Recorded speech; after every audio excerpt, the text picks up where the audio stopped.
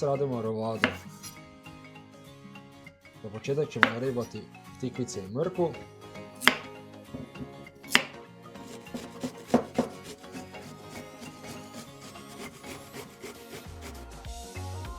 Tikvice odcijedimo.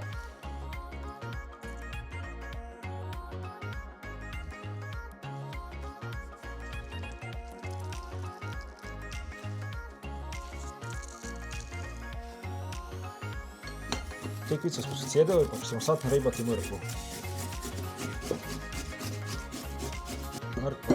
Mrkva nam je naribana, dodajemo jaje. Još jedno jaje. Malo papra. Soli. I ribanog sira. Sve dobro pomiješati.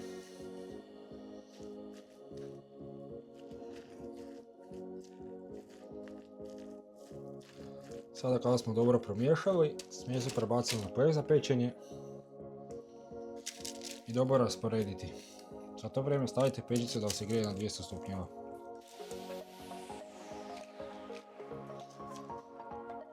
Rasporedite da vam bude sve jednake debljine i u pećnici. Nakon 30 minuta nam je pečeno, zatim stavljamo papir,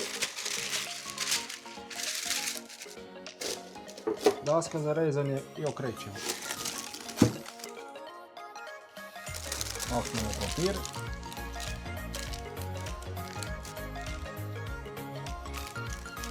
I ostavimo da se malo ohladi. Nakon što se ohladi, premažemo sirnim namazom. Ako nisi, potpadi se na kanal i ostavi jedan like. Zatim dodamo avokado. Zatim dodamo makadelu. Zatim zarolamo.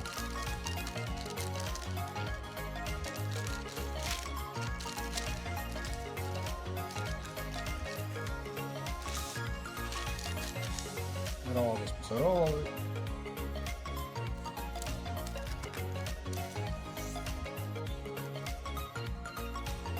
Rolada je gotova, dobar tek i vidimo se u idućem videu.